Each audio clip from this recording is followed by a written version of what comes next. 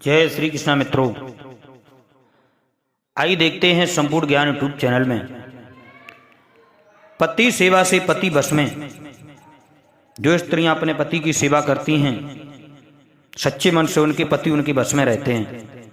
बेरुल के निकट देवगांव के आऊ देव की कन्या भैड़ा भाई और उसके पति गंगाधर राव पाठक पट्टीदारी के झगड़े से उबरकर घर त्याग कोल्हापुर में आकर बस गए।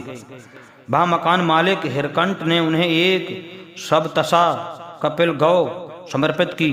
कपिला का बछड़ा बहिड़ा से इतना हिल मिल गया कि उसके बिना उसे एक क्षण भी चैन नहीं पड़ता था।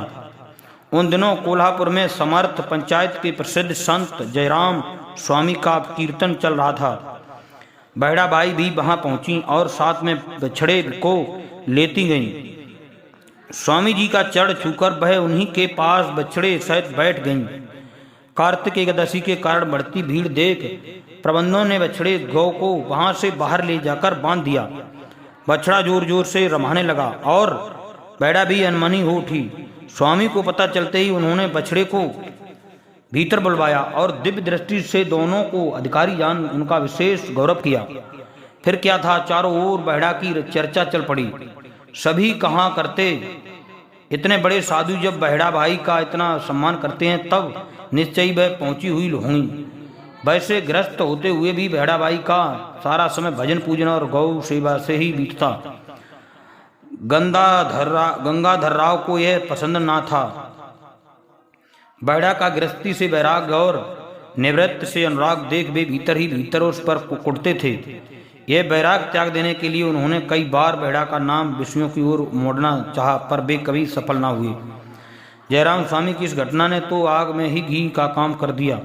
राव का क्रोध भड़क उठा और उन्होंने बहिड़ा को इतना पीटा कि बेचारी सप्ताहों खटिया पर पड़ी रही। उसे कभी होश आता तो कभी बेहोश हो जाती। पता लगने पर जयराम स्वामी उसकी खबर लेने आई और राव को समझाकर भविष्य में उस पर हाथ चलाने से रोका, पर परम संसारी राव को यह अमृत उपदेश भी कड़वा लगा। इधर मरम स्थानों की चोट से बहिड़ा की दशा दिन दिन बिगड़ने लगी। इसी बीच एक दिन बहिड़ा को स्वप्न में किसी ब्राह्मण ने आकर कहा, बच्ची सचेत हो जाओ। स्वप्न में ही उसने जयराम स्वामी की जय बोली और तुकाराम की प्रार्थना की। तुकाराम ने स्वप्न में ही बहिड़ा को मंत्रोपदेश दे दिए, दीक्षित किया। जागने के साथ ही बहिड़ा के स्वास्थ्य में आश्चर्यजनक परिवर्तन हो गया। उसकी सारी पीड़ा हवा हो चली, चेहरा दिव्य कांति से दीप्त हो उठा।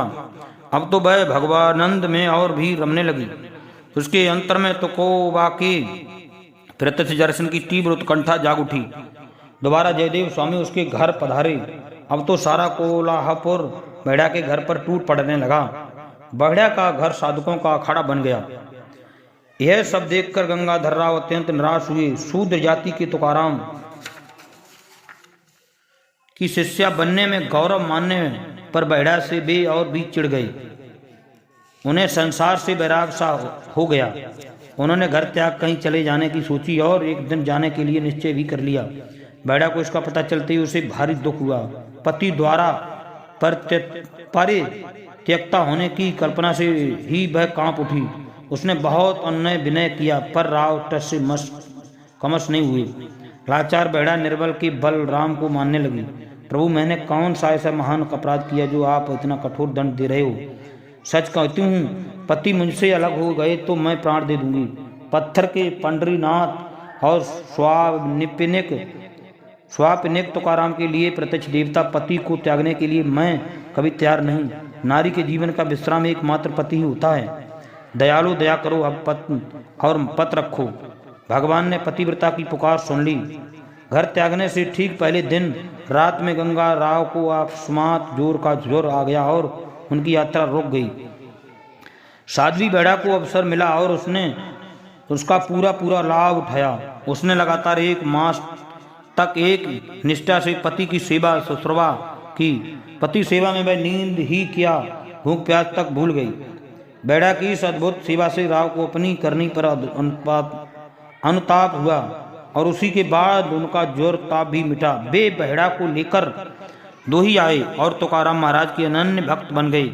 पतिव्रता की सेवा ने परम संसारी पति को परमार्थ का पार्थिव पाथिक बना दिया।